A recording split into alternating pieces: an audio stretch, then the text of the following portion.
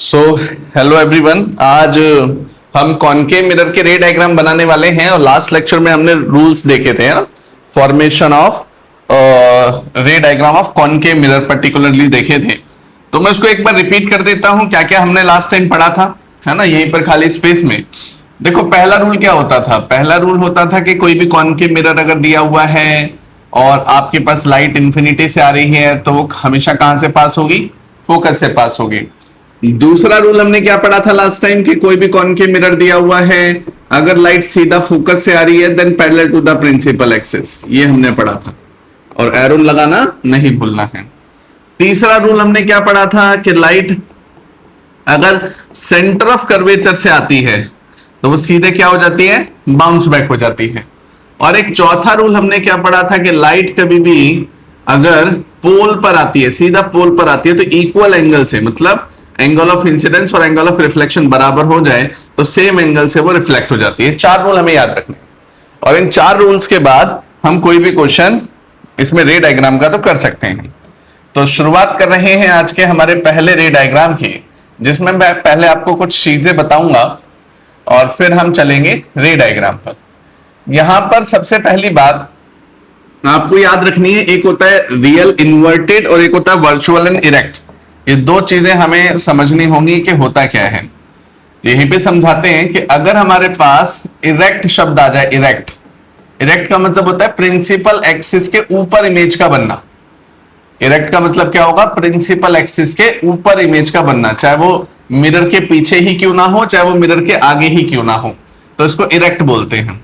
एक होता है इन्वर्टेड। इन्वर्टेड शब्द कहां यूज होगा कि जब हमारे पास प्रिंसिपल एक्सिस पे या तो पॉइंट साइज आ जाए या पॉइंट साइड से नीचे की तरफ इमेज बने, मतलब नेगेटिव डायरेक्शन में बने, तो इसे हम क्या नाम देंगे, इन्वर्टेड। प्रिंसिपल एक्सिस से ऊपर इमेज बन जाए तो इरेक्ट और इन्वर्टेड बन जाए मतलब नीचे आ जाए प्रिंसिपल एक्सिस से तो इन्वर्टेड। अब मुझे एक बात बताना, ऑब्जेक्ट तो हमेशा इरेक्ट रहेगा।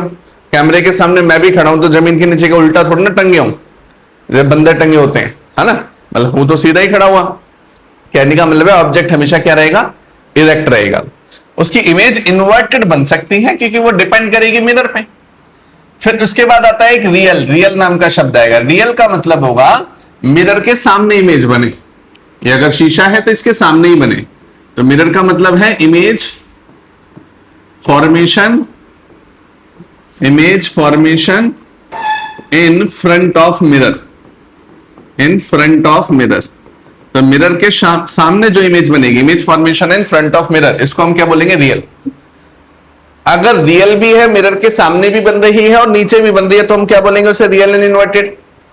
ऐसे होता है एक वर्चुअल। वर्चुअल का मतलब होता है कि शीशे के पीछे अगर कोई इमेज बन जाए बिहाइंड द मिरर तो उसको हम क्या बोलते हैं, वर्चुअल, है ना। बस ये दो चीजें हमें पढ़नी थी, वर्चुअल। तो इमेज फॉर्मेशन, इमेज फॉर्मेशन, ये दोबारा बताऊंगा वैसे आगे और डिटेल में न्यूमेरिकल करेंगे तो, image formation behind the mirror. अभी इसलिए बता दिया है ताकि यहां पर ये जो दो शब्द यूज होंगे रे डायग्राम में तो आपको समझ में आ जाए कि हाँ इसलिए लिए गए हैं। डन। अब इतनी जानकारी लेने के बाद अब हम रे डायग्राम बना सकते हैं और हम शुरू कर रहे हैं आगे का पार्ट।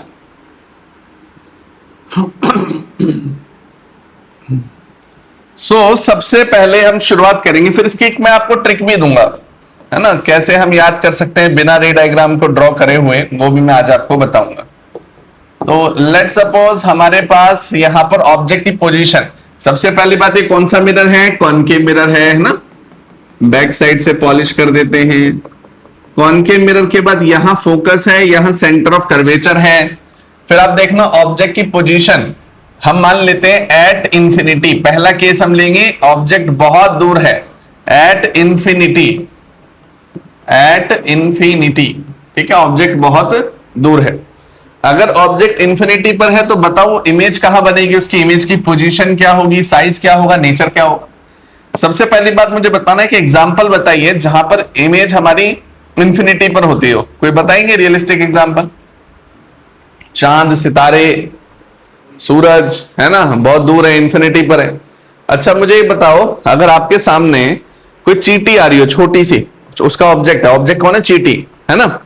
तो चींटी अगर बहुत इंफिनिटी पे रख दी तो क्या दिखेगी, लेकिन बहुत बड़ा हाथी आ रहा हो तो डिस्टेंस से थोड़ा दिखेगा।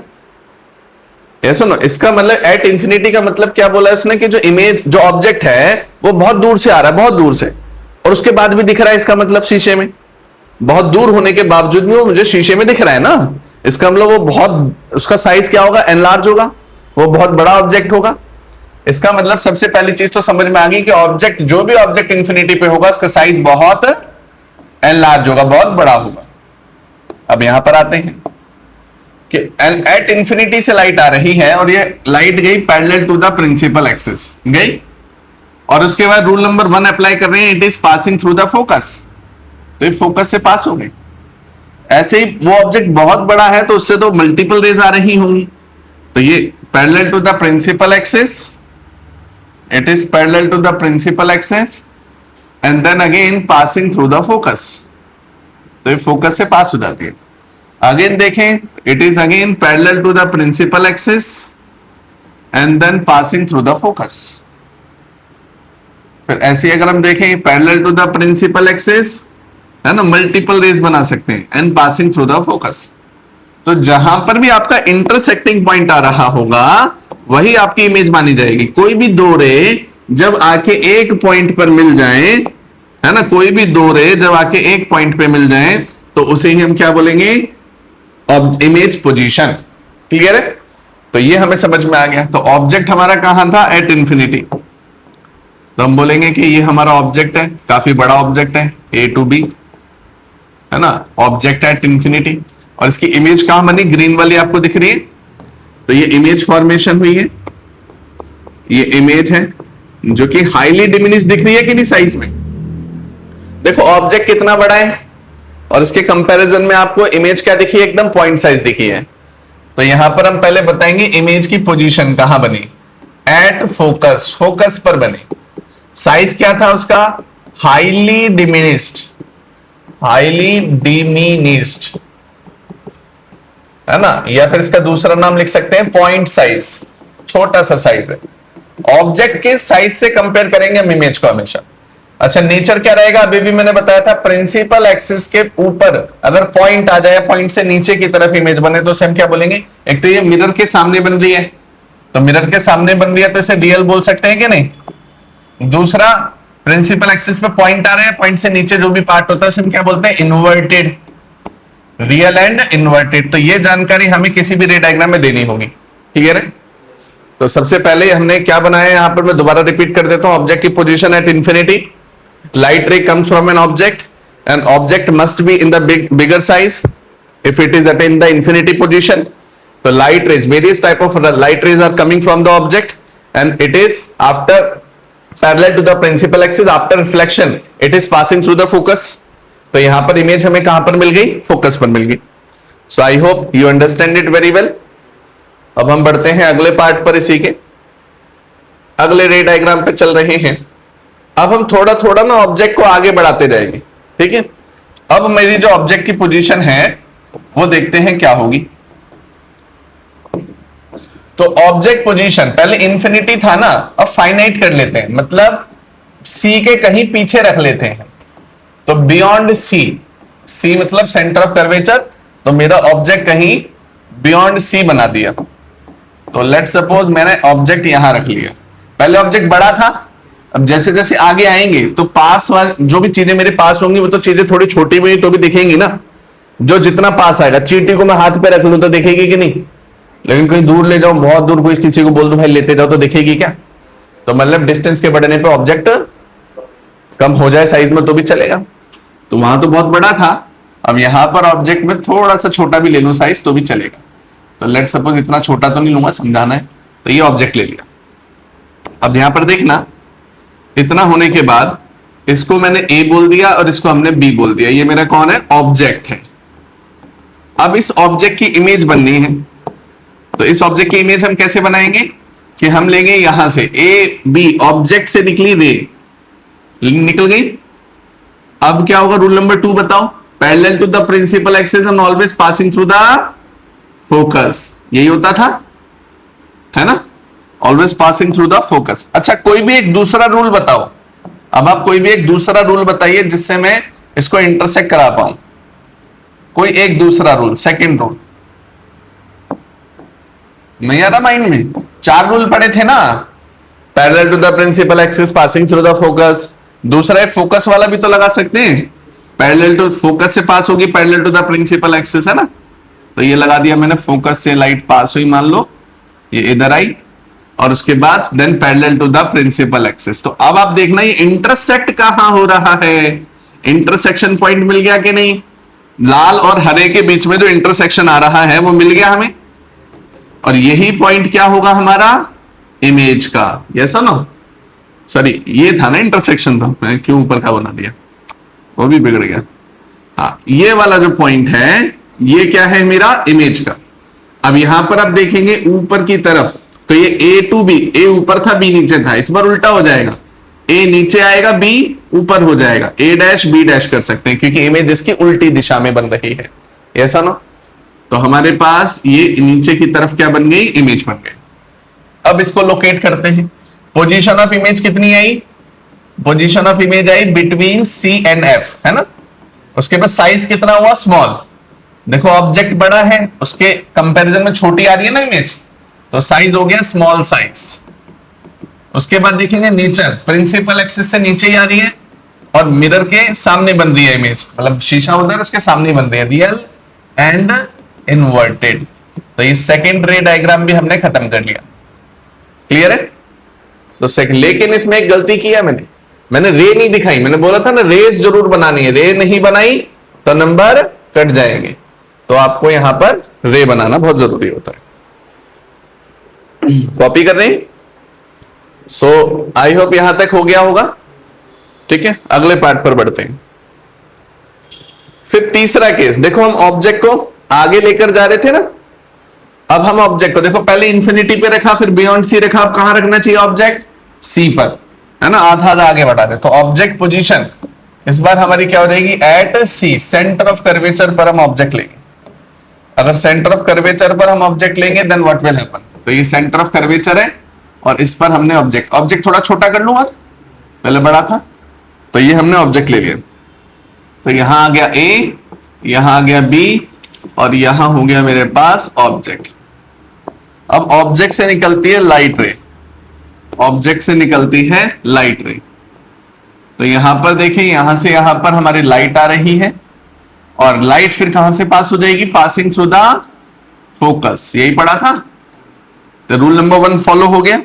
नाउ द रूल नंबर 2, कोई सा भी लगा लो, बताओ चॉइस बताओ कौन सा लगा सकते हैं। हमने तो 4 पढ़े, चारों में से 2 लगा लो बस, कोई भी तो आंसर आ जाएगा। पोल का लगा लिया इस बार, पोल वाला पार्ट, या फोकस का भी लगा सकते हो वैसे तो, चलो फोकस का ही कर लेते हैं। And it is passing through the focus, ठीक है? ये आ गई फोकस, थोड़ा सा नीचे कर देते हैं इसे। और अब देखना पहली इमेज कहां बनी थी हमारी, पहले केस में एट फोकस पे बनी थी। आप देख रहे होगे ऑब्जेक्ट आगे जा रहा है तो इमेज उसकी पीछे आती जा रही है। तो पहली इमेज कहां बनी थी, फोकस पर, दूसरी कहां बनी, बिटवीन सी एंड एफ दूसरे केस में, तीसरे केस में अब कहां बननी चाहिए, सी पर, एग्जैक्ट सी पर बनेगी, यहां कहीं बनेगी। जो रेड वाली हमने रे खींची है ये पूरा पर्टिकुलर एंगल से नहीं गई है, इसीलिए मैं इसको दोबारा बनाता हूं।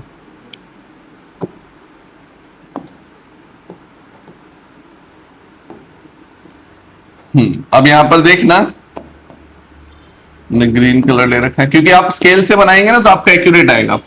यहां मैं तो अंदाजे से बना रहा हूं, तो ये पोर्शन मेरे पास आया लेट सपोज, और उसके बाद ये एक रह गई और रेड वाला कंप्लीट कर लेते हैं। रेड वाला पोर्शन यहीं आके टिकेगा, तो आप देखेंगे कि आपकी इमेज जो बन रही है वो किस प्रकार बन रही है। आपकी इमेज बिल्कुल सी पर बनेगी, तो यहां पर देखना ए डैश और बी डैश, ठीक है? ए टू बी और ए डैश टू बी डैश। अब आपको क्या बनाना है, एरो बनाना है। पहला रूल, यहां से लाइट गई आगे, फिर यहां से आगे, फिर यहां से आगे, फिर ऐसे यहां पर गई और फिर यहां से आगे, ऐसा ना?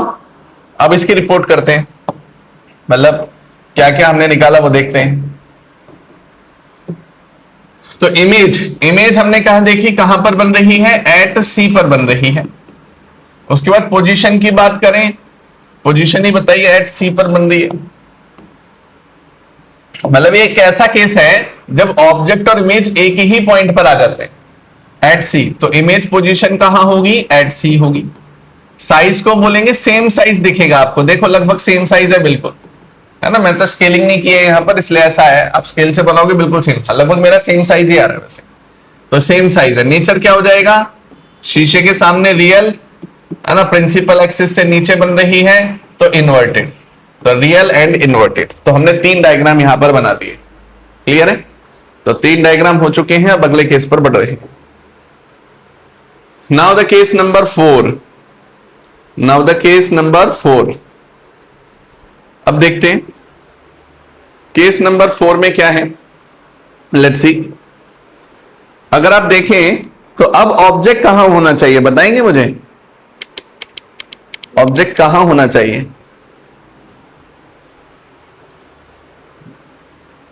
देखो ऑब्जेक्ट पोजीशन पहले इंफिनिटी पे, फिर बियॉन्ड द सी, फिर सी पर, अब कहां होगा? बिटवीन सी एंड एफ, है ना। तो अब ऑब्जेक्ट पोजीशन हमने लेनी है बिटवीन सी एंड एफ। तो यहां पर देखेंगे सी और एफ के बीच में ऑब्जेक्ट छोटा करते जाना, जैसे जैसे आगे बढ़ो ना तो आसानी होगी रे डायग्राम बनाने में। तो हमारा ऑब्जेक्ट आ गया ए टू बी। अब यहां पे लाइट रे बनाएंगे।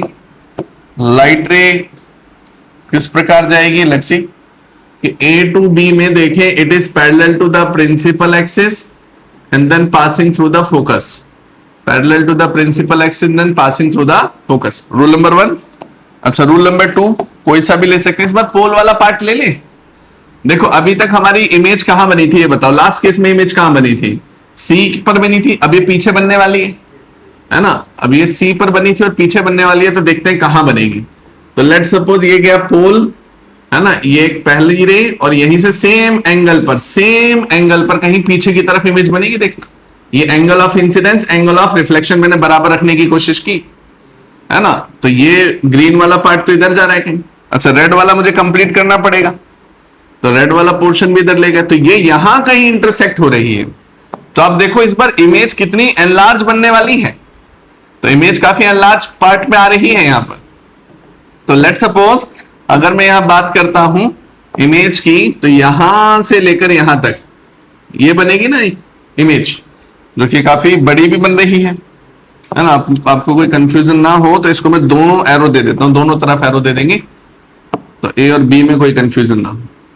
तो ये हमारे पास ए डैश और ये बना बी डैश, तो यहां पर आपके पास आ गई इमेज और वो था हमारा ऑब्जेक्ट। अब यहां एरो बना देंगे, रेड के लिए, ग्रीन के तो बना रखे थे, ठीक है। ये एरो जाके पीछे इंटरसेक्ट हुआ। अच्छा यहां इमेज काफी बड़ी बनी है क्योंकि ऑब्जेक्ट छोटा है, इमेज बड़ी बन रही है। अब जैसे जैसे ऑब्जेक्ट को हम मिरर के पास लेकर जा रहे हैं वैसे वैसे हम देख पा रहे हैं कि इमेज बड़ी बन रही है ना। जैसे आप माइक्रोस्कोप भी देखते हो, कोई बहुत छोटी सी चीज लेते हो, बहुत छोटा ऑब्जेक्ट होता है ना, लीफ के पील्स देखना, अनियन पील देखना बायोलॉजी लैब में, तो माइक्रोस्कोप के जस्ट पास ही रखते हो ना, तो देखना भी और पास ले जाएंगे, जितना पास ले जाएंगे उतनी ही मैग्नीफाइड इमेज होती जाएगी। तो आप देखेंगे कि अब इसकी ऑब्जेक्ट पोजीशन हमने क्या रखा, बिटवीन सी एंड एफ, ये ऑब्जेक्ट पोजीशन रही। इमेज कहां रहेगी? बियॉन्ड सी ऑब्जेक्ट रहेगा, सॉरी इमेज बनी हमारी बियॉन्ड सी, सी के पीछे बनी, तो ये हो गई पोजीशन। साइज क्या होगा? हाईली एनलार्ज कर देते हैं, हाईली तभी और आगे होगा, तो इसको बोलेंगे एनलार्ज। और नेचर क्या होगा? रियल एंड इन्वर्टेड, नेचर होगा हमारा रियल एंड इन्वर्टेड। क्लियर है कि नहीं? सो हमने कितने डायग्राम कर लिए अभी तक? 4, अब आएगा 5। अगला डायग्राम है कि अब ऑब्जेक्ट की पोजीशन को हम एट एफ पे रखेंगे, है ना, एट फोकस। तो ऑब्जेक्ट की पोजीशन इस बार होने वाली है एट फोकस, देन देखते हैं क्या होगा। तो हमने ऑब्जेक्ट की पोजीशन अब रख ली है एट फोकस, तो ये हमारा ए पॉइंट है, हाँ ये हमारा ए पॉइंट है और ये हमारा बी पॉइंट है। अब यहां से लाइट रे जाएगी parallel to the principal axis, तो अगर मैं यहां पर देखूं तो यहां से लाइट रे जाएगी ए टू बी, ये लाइट रे आई। अब ये लाइट रे आने के बाद कहां चली जाएगी? फोकस से पास हो जाएगी, हो गई, है ना। रूल नंबर 1, सो इसके एरो दे दो साथ साथ ताकि भूले ना बाद में। तो रूल नंबर 1 फॉलो हो गया। रूल नंबर 2 लगा देते हैं पोल के लिए, है ना, पोल के लिए। अब इसको कैसे करेंगे कि लाइट आएगी सीधा पोल पर पड़ी, लाइट आई और सीधा पोल पे पड़ी और इतने ही बराबर एंगल पर ये इधर चली जाएगी, इतने ही बराबर एंगल पर ये इधर चली गई। तो आप देखेंगे ये इंटरसेक्ट ही नहीं होगी कहीं, ये पैरेलल जा रही है ना, ये पैरेलल लाइन जा रही है तो इंटरसेक्शन होने में परेशानी है। लेकिन हम बोलते हैं इंफिनिटी पे जाके देखो, जितना नीचे जाएगी उतना ही इमेज बड़ी बनती जाएगी कि नहीं, प्रिंसिपल एक्सिस से तो बहुत बड़ी बनेगी, हाईली एनलार्ज बनेगी अगर कहीं भी मिली तो सवाल ये उठता है कि इंफिनिटी पर ही हमने क्यों बोला कि इमेज जाके बनेगी। तो image will formed at infinity ही क्यों बोला हमने, उसका कारण समझना। कभी भी दो पैरेलल रेज अगर जा रही हैं सीधे, अंतरिक्ष क्या है, गोल, गैलेक्सी वैलेक्सी सब ब्रह्मांड जो है वो ओव्यूल शेप में लेते हैं कि नहीं, अंडे के आकार का। अर्थ भी क्या है, गोल। मतलब कोई दो रे आप निकालोगे तो कहीं ना कहीं कर्वेचर पे जाके तो मुड़ेंगी या कहीं ना कहीं कर्वेचर पे जाके इंटरसेक्ट होंगी, तो पता नहीं हमें कौन सी जगह होंगी लेकिन होंगी। तो इसके आधार पर हमने क्या बोला कि इंफिनिटी पे जाके फॉर्म होगी। तो जो भी इमेज बनेगी हमारी कहां पे बनेगी, इंफिनिटी पे बनेगी। तो यहां पर हम बोलते हैं पोजीशन ऑफ इमेज क्या हो गई, at infinity, at infinity position of image. Size क्या होगा, हाईली एनलार्ज, जहां पर भी बनेगी बहुत बड़ी बनेगी, हाईली एनलार्ज्ड। नेचर क्या होगा, again real and inverted. Important है ये, आखिरी के जितने भी रे डायग्राम है ना वो इंपॉर्टेंट होते जाते हैं, क्योंकि टीचर को भी पता है कि जब बच्चा पढ़ेगा तो जोश में पढ़ता है, स्टार्टिंग में बनाएगा बड़े प्यारे प्यारे डायग्राम, जब 5वें 6ठे पे आएगा तो थक लेगा, तो इसलिए 5वां और 6ठा ही देते हैं, 5th था। अगला 6 सबसे इंपॉर्टेंट है जो सबसे ज्यादा रिपीट हुआ है। तो आई होप यहां तक आपने ये समझ लिया होगा। अब हम नेक्स्ट केसेस की तरफ बढ़ रहे हैं। हाँ, ऑब्जेक्ट पोजीशन बताने वाला हूं इस बार। अब क्या रहेगी ऑब्जेक्ट पोजीशन, और आगे जाएंगे फोकस से आगे P और F के बीच में रखेंगे। तो ऑब्जेक्ट पोजीशन इस बार हम और आगे रखेंगे P और F के बीच में। इसे छोटा कर देना है ना, जितना छोटा होगा उतना एक्यूरेट बनता है डायग्राम, क्योंकि अब तो बिल्कुल पास आ गए हैं मिरर के, तो छोटे ऑब्जेक्ट ही रहेंगे यहां पर, है ना। कभी देखा है ये पूरा हाथी घुसा दिया माइक्रोस्कोप में, है ना, मतलब ऑब्जेक्ट क्या होगा, छोटा होगा। सो दैट मीन्स कि अगर मैं यहां पर देखता हूं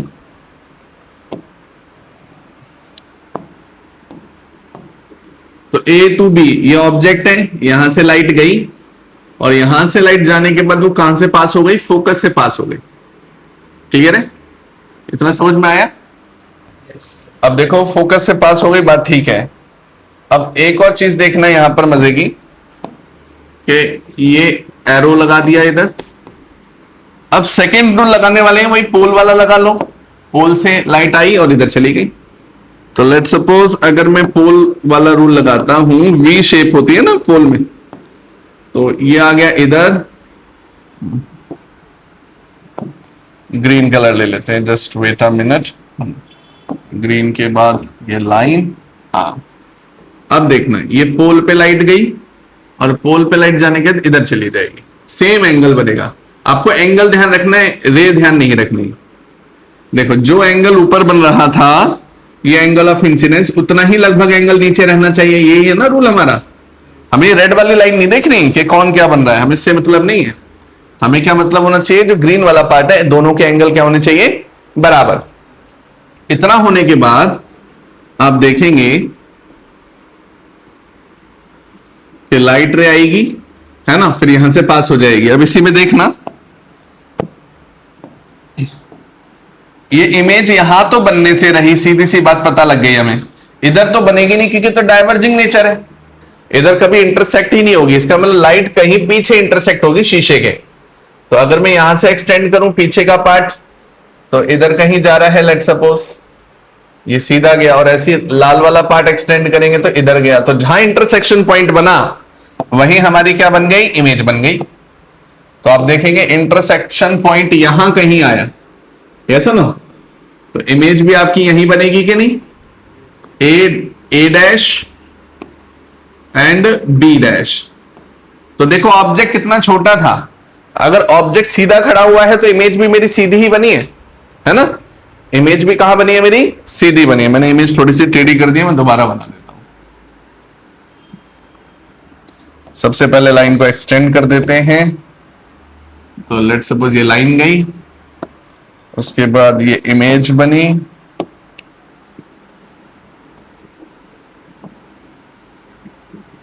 तो यहां पर ये इमेज बनी,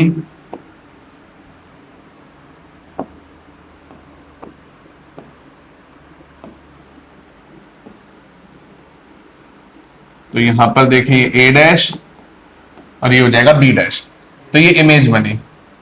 तो यहां पर देखें तो ये इमेज है और ये क्या बनेगा मेरा ऑब्जेक्ट, है ना। बिल्कुल रे डायग्राम ऐसा ही बनना था, जो कि बन भी गया। और आप लोग स्केल पेंसिल से बनाएंगे तो और अच्छे से बनेगा। अब इसकी नोटेशन देख ले, ऑब्जेक्ट पोजीशन वगैरह वगैरह, है ना। एक बार कैमरे पे एडजस्ट कर दो इमेज।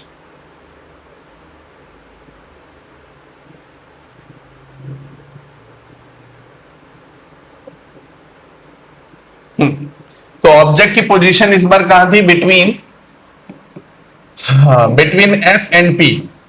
उसके बाद इमेज की पोजीशन कहां रहेगी, हम बोलेंगे behind the mirror, behind the mirror, behind the mirror. Size क्या रहेगा, एनलार्ज्ड,